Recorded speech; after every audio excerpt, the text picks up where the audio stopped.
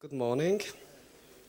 Um, Today's first lecture in this room is about virtualization. Thank you for coming. In the beginning, I thought I will have this talk with an empty room because it's day 4 and, well, we are all tired. So thank you again for coming. So what's about virtualization?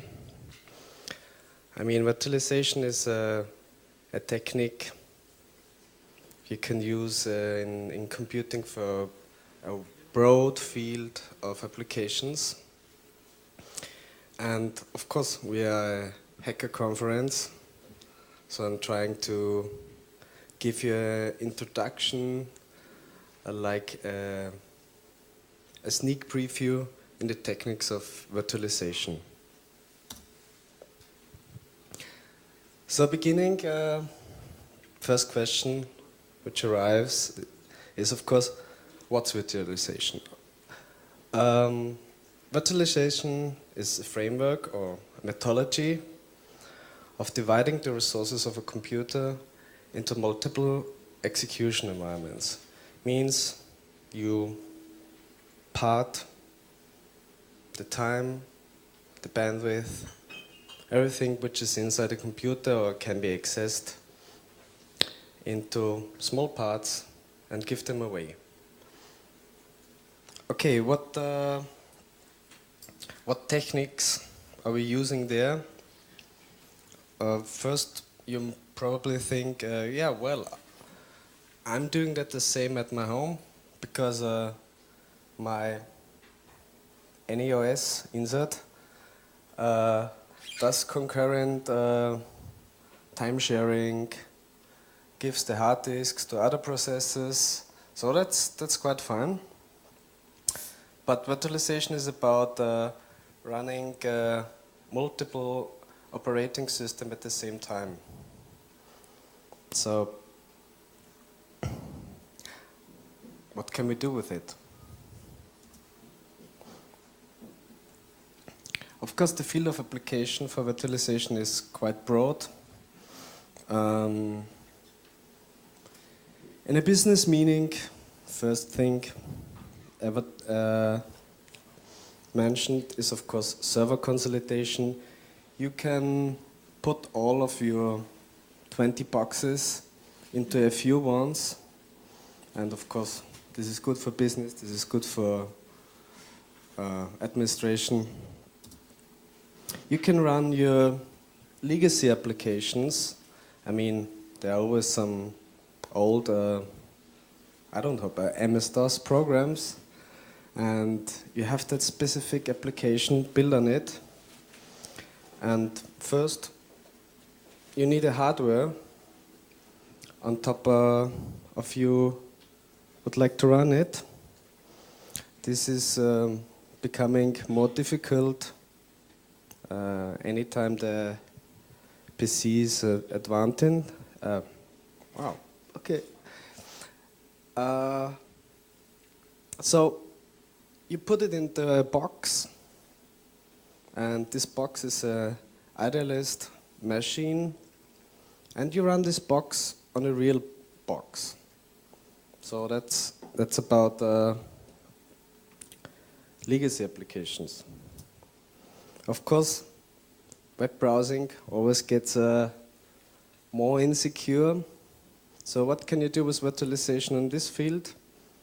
You simply put a box, meaning a virtualized hardware, a virtualized operating system, and a browser. And you can safely browse through the internet. If something happens, it happens inside the box. As soon as you're finished, reset it. So, for instance, firmware has recently announced the firmware player, I think. And there are pre-built images you can use exactly for this task. Just browse. Use Firefox in a virtual machine. don't be afraid of some viruses or worms or whatever. Of course, application mobility means virtualization gives us the power to move machines and, of course, the applications running on top of it from one machine to another. So that's quite cool, because if you want to maintain that server, and of course there's one critical application running on it, just move it to another server. Testing and debugging environments, always good to have a deep look inside the operating system while it is running. It's always a little bit complicated if you are working on the system. So it's a handy tool to get into a system without having the hassles of, well, something went wrong. Okay, I have to reboot my machine. You can make clean single application, single service environments. I mean, you don't have to set up your eierlegende Wollmilchsau.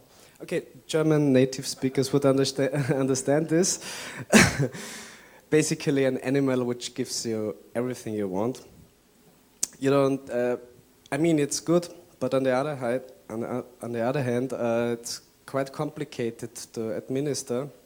So if you separate every reasonable service from each other, you have small machines which are quite clean to understand and easy to maintain. Nevertheless, the things businessmen always try to hammer in your brain what virtualization can make to you. It also gives you the freedom of choice in using multiple operating systems at once. Maybe you don't need this, but it's handy in case, okay, this program doesn't work on this platform, but I have another platform running, and well, I have 3 platforms running on my iBook, and it's okay. I can choose whatever application I want on whatever operating system I want. It's also a soft, I call it soft user migration path. So you migrate the user from one operating system to another. The point is, yeah, at one time you must switch over, and maybe it helps if you can run Linux for the first time in a box on top of your Windows machine and get a little bit used to it without having that hassle, and it has to be the only operating system and stuff like that. Last but not least, virtualization is funny. I mean, at least for me. Okay. Next thing, what I want to talk about is a little bit of theory. Don't bother, it won't be long. I mean, at least 5 minutes. Afterwards, we are looking how we can achieve the techniques used in virtualization and what is used inside the machine monitor. And afterwards, we have some outlook into the future and what possible could happen in the future, in my opinion. But let's have a look at the theory. Some smart people have made their brain think a little bit more, and they found for a hardware platform there are three main criteria if this hardware platform is good for virtualization. So the first method is executing non-privileged instructions must have the same binary form in user mode or in system mode. This is a quite easy one. Most architectures fulfill it. Second, there must be a protection system or an address translation system to protect the real system and any other virtual machine from each other. Again, nothing very unusual in modern processor architecture. Third, there must be a way to automatically signal the virtual machine monitor. The virtual machine monitor, by the way, is that thing that runs on top of the hardware and that coordinates which machine now runs and has probably access to the hardware. So there must be a way to automatically signal the virtual machine monitor when a virtual machine attempts to execute a sensitive instruction. So what's a sensitive instruction? Basically everything which alters the state of the CPU, which alters the state of memory management, protection, and of course I/O. So instructions that attempt to change or reference the mode of the virtual machine or the state of the machine. Instructions that read and change sensitive registers and or memory locations. Storage protection system, memory system, and last but not least, I/O instructions. So, still does not look very sophisticated. We should do this on the Intel x86. So, there are many people who have looked into it, and well, most processor architectures today have no problem with the three criteria mentioned before, but well, x86 is different. There are there are 17 privileged instructions that do not trap into user mode. In user mode, which means trap means if the processor executes these sensitive instructions, for instance, switch to another processor mode. Well, you should not do this in user mode, or at least if you try this, the processor should raise an exception, and the monitor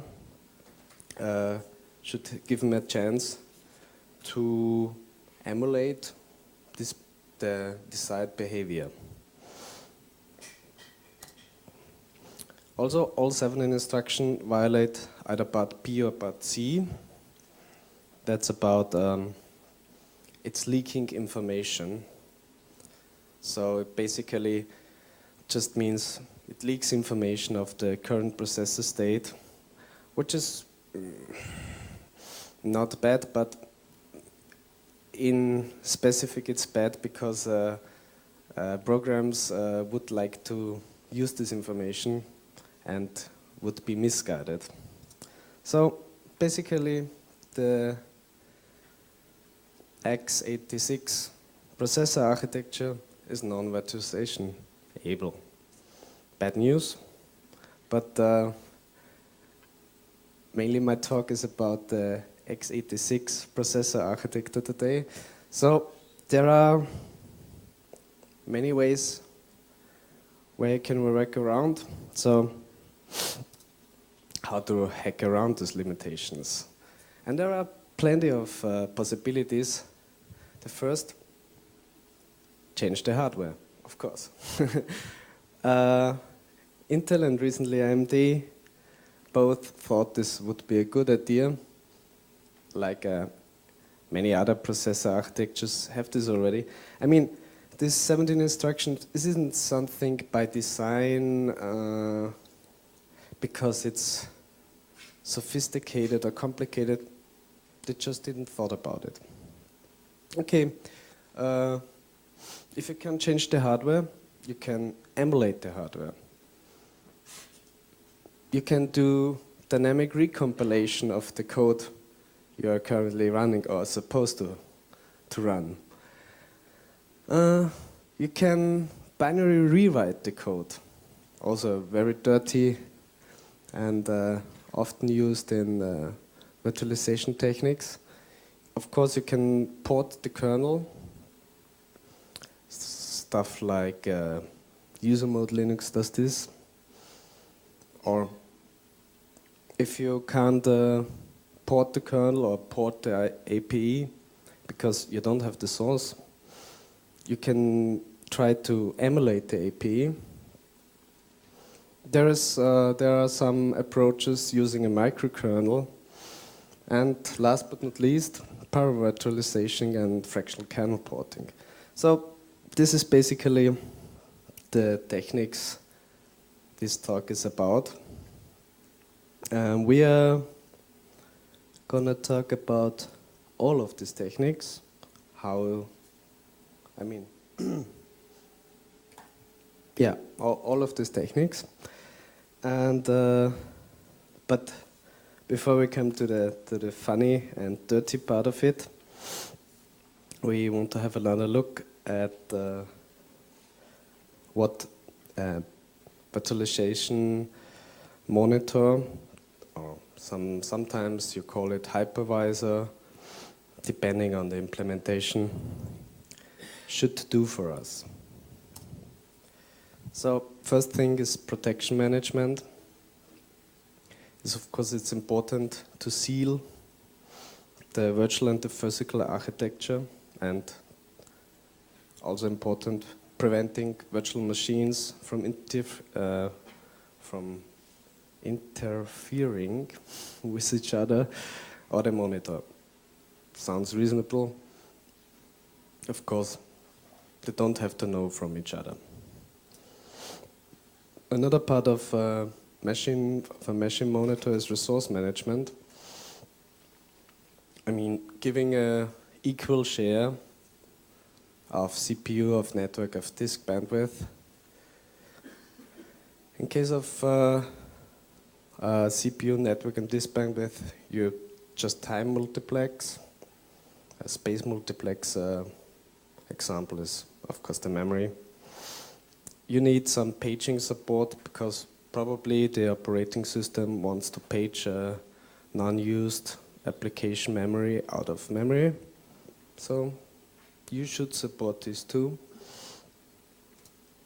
Of course, virtualization gives us some things nearly for free. You can save a state of a currently running machine. You can recover the state at any other time, and you can migrate it to other machines. This is something that comes for free if you do virtualization. This is quite good. And of course, near to native speed. As I was looking through some implementation papers of virtualization on the x86, I discovered that all virtualization guys are Quake players. So it has to be near native speed. Well, to reach near native speed, machine monitor should at least, I mean, this is just a trailer, something like, you need at least fast monitor calls. Means if something happens, you want to access the hardware from a virtual machine, you call the hypervisor.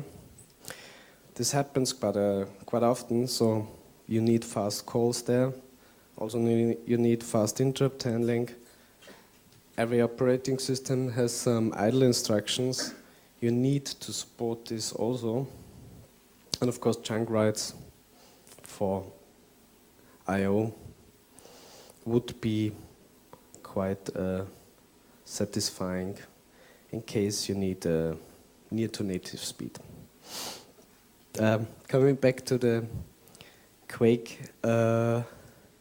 playing, this is from Denali, from a technical implementation PDF from Denali, one virtual machine monitor from the x86. And you see, they already measured how many virtual machines of Quake 2, in this case servers, and the throughput they have. Well, 3 years later,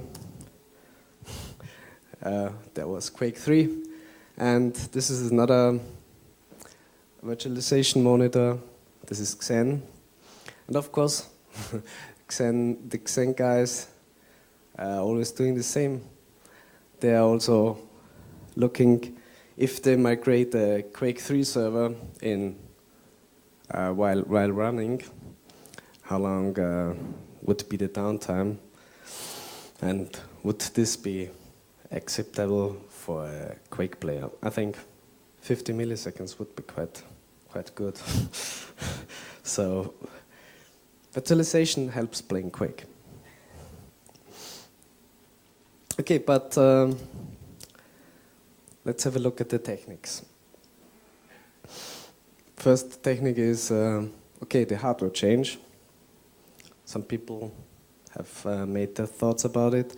So the possibilities are just to change the 17 privileged instruction to trap into user mode and change a little bit of the semantics.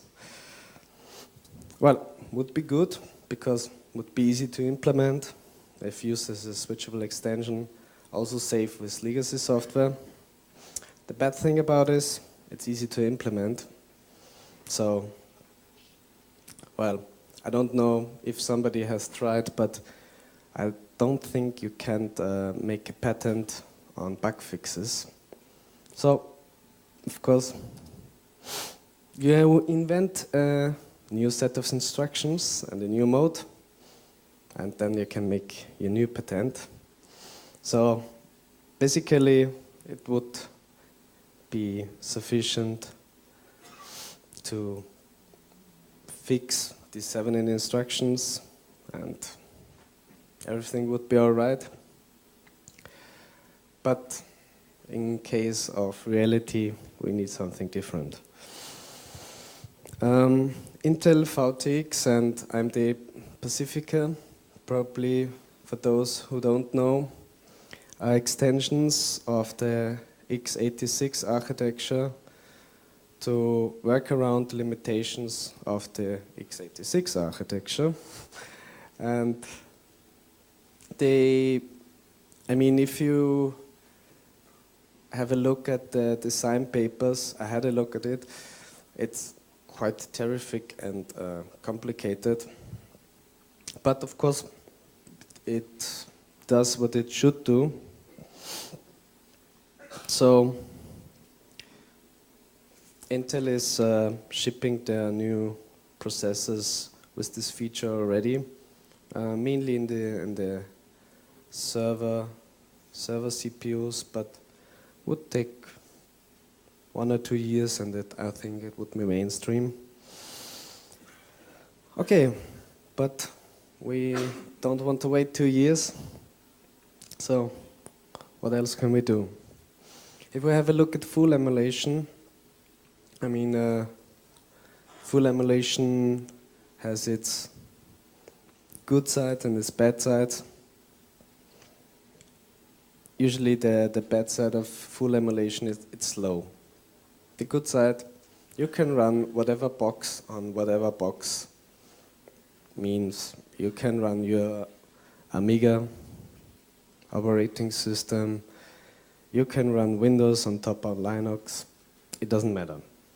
You virtualize every single piece of hardware And as you see here, you're fetching some instructions, you translate them, and you execute every single opcode after thinking, what should I do with it? And then you update the virtual machine. It definitely has its good points. Box is one example of full emulation, virtualization. Of course, you have very good debugging capabilities for this. The other thing is you need to write a lot of code, because you need to write a BIOS, you need to write every single I/O device you want to support. But of course, Box is open source, and thanks to Box, many hybrid techniques of virtualization are only usable because Box has made the beginning and wrote many I/O and BIOS stuff. We will see this stuff in many other products. So full emulation is always a good thing if you want to try out something, but it's slow. Dynamic scan before execute, binary rewriting.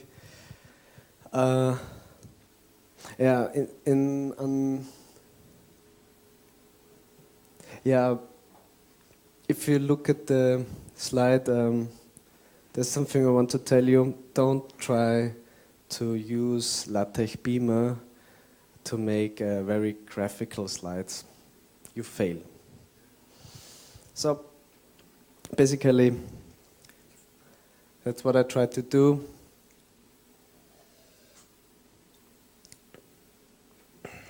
But now let's have a look at binary rewriting. Binary rewriting is a funny technique because you write into the code while it's running. I mean, that's fantastic. Yeah, it's not like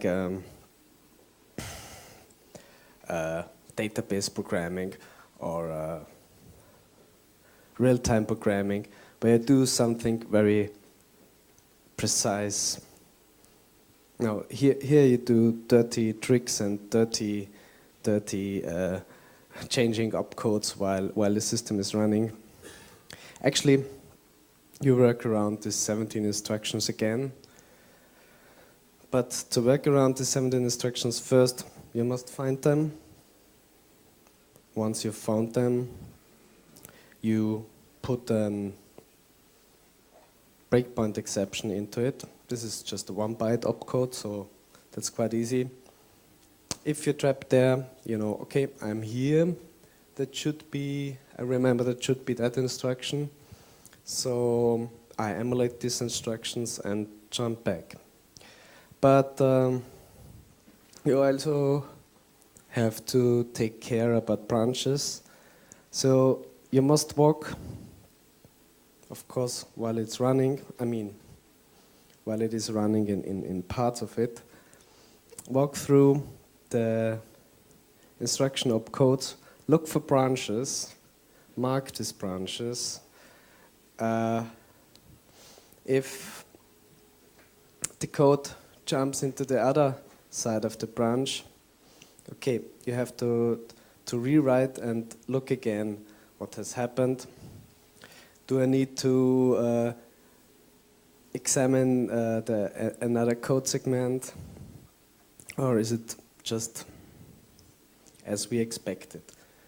So basically you do don't even think about self-modifying code. It's terrible with binary rewriting. But binary rewriting was one of the first techniques used in commercial virtualization. For instance, VMware does this in one part of its products, and yeah, as we see, it's working. I mean, it's quite fast, but we are far from native speed, and it's really dirty. So we want to do something different.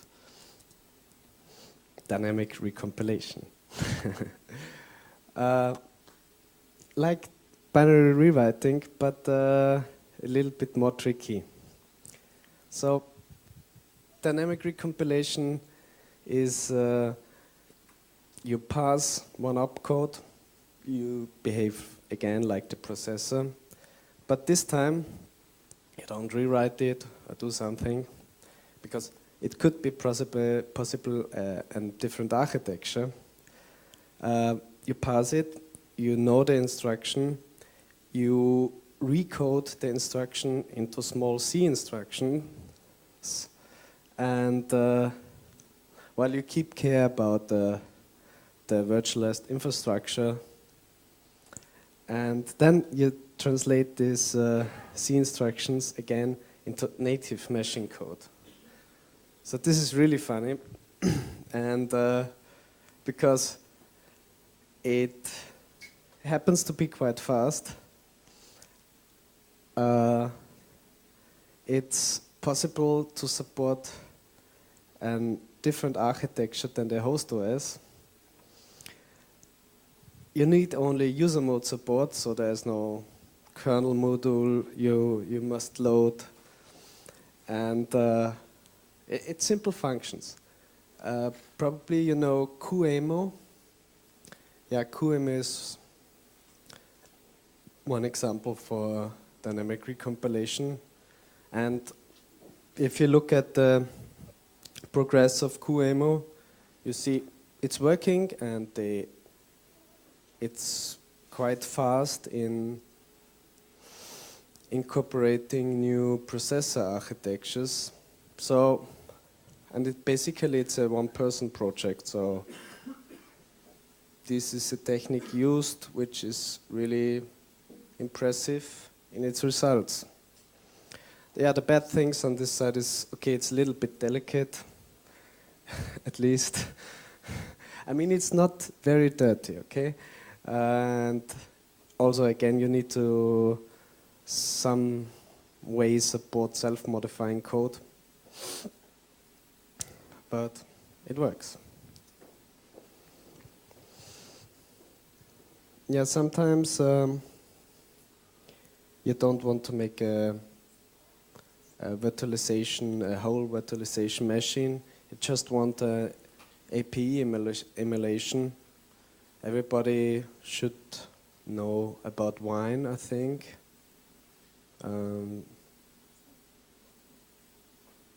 Does everybody know about Wine? Oh, okay. Wine is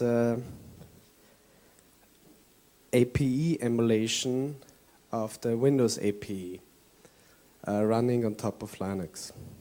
So basically that means API emulation is you have your Windows binary, and of course you want to run it on top of Linux or on top of FreeBSD. Insert your favorite open source operating system here. And to run this Windows binary, well, of course you need Windows, but you don't have Windows. So you need at least the function calls Windows supports. So, and this is where API emulation begins. You have, of course, beside of the loader and some relocation and other small support stuff, you have, yeah, all function calls usually used in Windows mapped to a library, which then calls x11 Linux operating system calls. So this is quite good, and for those who have already tried this, sometimes, well, it depends on the application, but right now there are many applications working and many others don't work. Why? Because I mean it's quite fast, and also it's user space, so you don't need something like a kernel module. But as that the Windows binary is expecting exactly the same trash for what it was built, it expects the same bugs also. So in case you have the source, this is not complicated, but in case you don't, it gets really, really, really hard. So you need to emulate every bug found in the system you want to emulate. In case of Windows, maybe you know that there are plenty of bugs. You need to be compatible with any of them. So also you need to emulate a lot of libraries, and this makes API emulation quite a hassle. You know, but if the program you want to use already works, use it. The bad thing on the other side is, well, it's hard to secure, especially if we are doing OS emulation. I want to, as I've mentioned before, user mode Linux falls in the field of OS emulations. That means you're basically taking the Linux kernel. I mean, user mode Linux is already integrated into the kernel, and wrap around the hardware, and instead of writing to real hardware, you are just writing to a Linux kernel. So you need to remap the hardware access to functions, and all the OS calls the applications want to call must be remapped to the real OS. This is quite hard to secure, and probably for speed you need a kernel module. But user mode Linux is working, and it has its field of application. But we have other approaches also. Well, this is maybe not wide known as an approach for virtualization. I mean, microkernels are, of course, well known to plenty of you. But VMware used this approach, and I think it's VMware ESX or GSX. Always swap these two. I think it's ESX, I mean enterprise something. And in VMware ESX they did something different. The guys from Xen tried it also, they failed. Well, I mean, it's a good approach to take a microkernel which has a built-in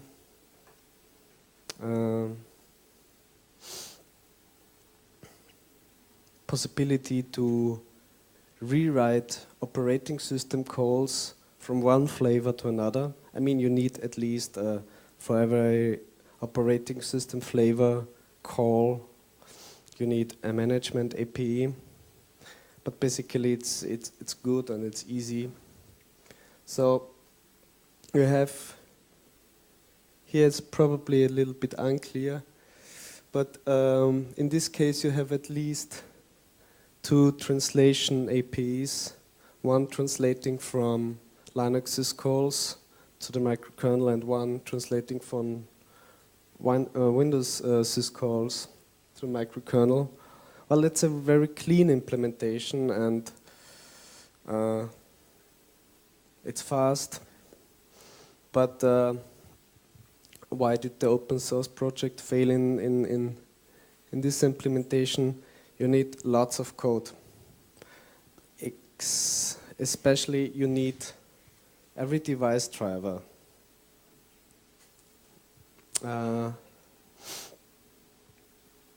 You know, probably if you have looked at the kernel code of Linux, you will see that most of the code lines are drivers of devices. So basically, and hardware is changing fast. So, I mean, at FineWeb somehow they did manage to make it, but there is no open source implementation of this because you need to write a lot of device driver, and after half a year you need to write new ones. So, let's come to Paravirtualization. Paravirtualization, the most prominent example of this is Xen, is making a little bit of different approach. If we can't virtualize the hardware because of some minor bugs into the hardware, okay, we work around these minor bugs not in emulating it, not in binary rewriting it. No, we change the operating system, just in small pieces. So basically we want an ideal hardware where every single access to the hardware is going to a management API in the monitor, in the virtual machine monitor. And we don't want to write drivers, so we are using the host OS to pipe the drivers to guest OS, the data to guest OS, and we just need a thin, very thin layer of virtualization between the real hardware, because we modified the operating system not to call the hardware direct, because we want to call the machine monitor instead. So the good thing, this is, if implemented right, this is very fast. Also, it's capable, scalable. I mean, you have a linear overhead, and the hardware support, of course, is easy. You're using your host OS for it. On the bad side, you need a modified kernel, and means you won't. There was in the lab there was a Windows version they modified, and didn't take so long. But in reality, Microsoft or commercial operating systems have no real fun about running on top of open source operating system. So that won't happen, even if it's not complicated. And comparing to the microkernel approach, probably forgot in the last slide, there is also one difference on the bad side. In the microkernel approach, of course, you have your device drivers, you're doing all the stuff by yourself. Here, if the host or one hardware domain crashes, well, every other domain which needs data from this hardware domain is also halted. And this was what's coming up next in the next few months. I mean, it's already running, but you don't get a hardware for it. You can, of course, combine paravirtualization with virtualization as soon as the hardware gets better. There are a few differences between the paravirtualization and full virtualization. In full virtualization, of course, you need something like a BIOS, and of course you need some I/O emulated. even if you don't use it all over the time, because there are device drivers where you can pipe it through the machine monitor to a hardware domain. You want to boot unmodified OS, so you need a lot of things. Well, Box, again, did many of this code because of the BIOS, and qemu did a lot of I/O emulation. So what the exam people thought was, well, let's put the new hardware change, the BIOS of Box, and the I/O emulation of qemu together, and of course Xen. And basically then you have full virtualization with linear overhead and near native speed.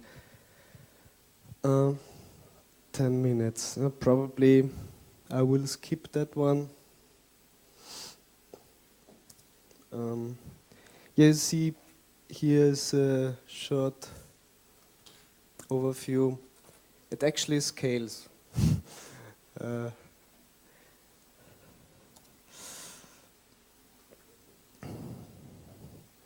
So what we have seen today on different types of virtualization techniques is emulation, Box, dynamic recompilation, qemu, kernel porting, API emulation, Paravirtualization, and full virtualization. And of course there are always some kind of hybrid techniques.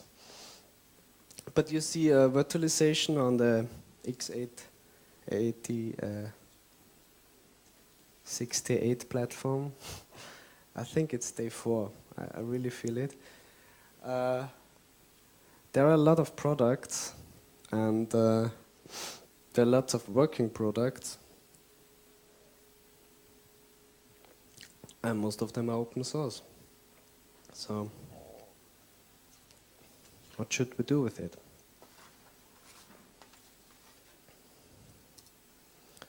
So let's have a look at the future.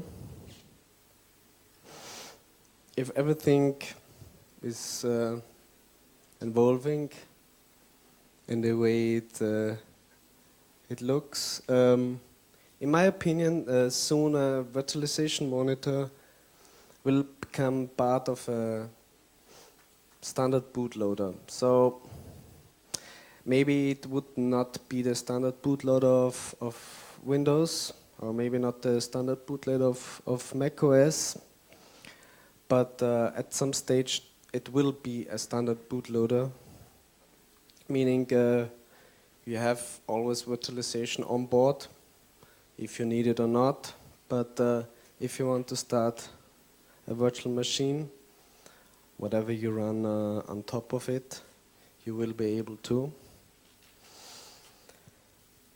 A little bit more advanced, but not so far in the future. Linux, BSD, and ReactOS. ReactOS, for you don't probably. ReactOS is Windows NT kernel clone, which is progressing quite good.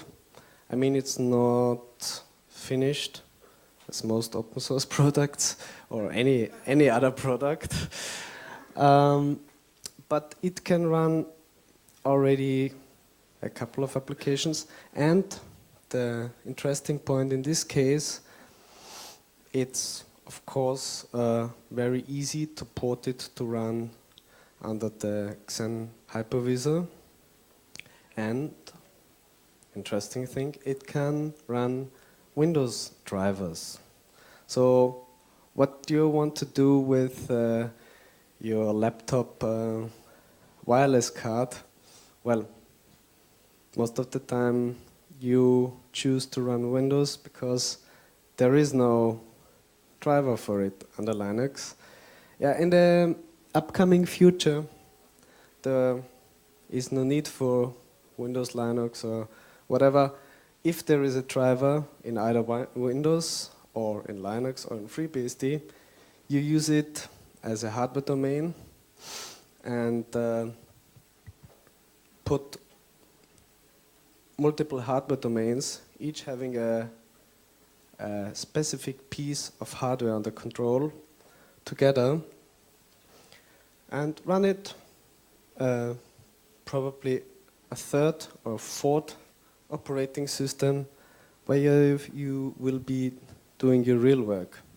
So the anyOS is, in my opinion, just incorporate every operating system you want.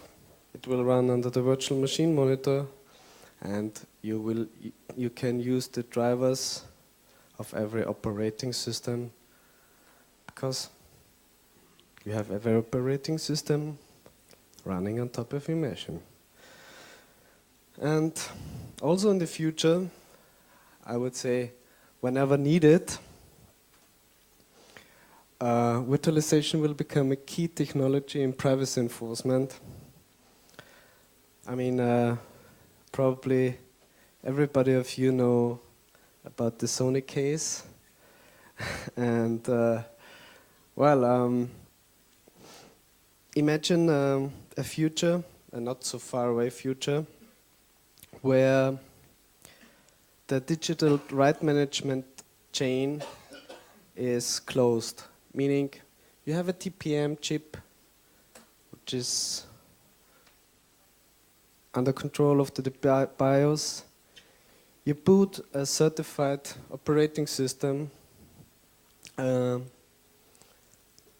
you're using certified drivers, and of course this is the precursor to use your certified Blu-ray disc player and to play back your high-definition television or whatever media. You need to have that certified chain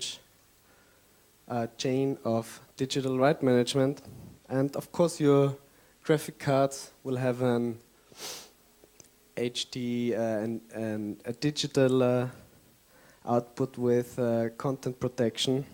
So basically you're screwed. Yeah? And there is no easy way to work around it, because either you circumvent the encryption, which is illegal, or you circumvent different other things, which is also illegal, or, well, you could virtualize the whole machine, and at the end you're writing in a virtual frame buffer, and well, in a different operating system which is running beside, you do whatever you want with it, and it's not inflicting some digital right management copyrights. You're not doing some bad breaking of cryptography of right management, and of course the operating system has no idea what is going on, and so has the digital right management. So in the future, probably, hopefully, in a very past future, or hopefully you don't need it, but full virtualization is probably the key technology you can use in a dark future where the digital right management chain is closed and you have no way to escape it except of virtualizing it. So,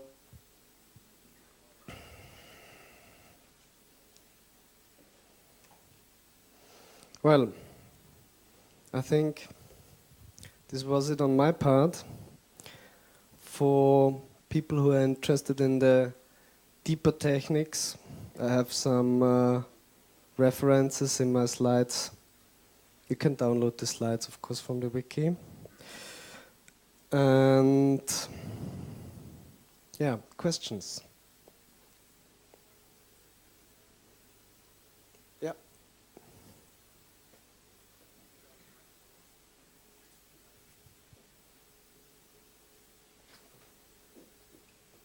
Okay.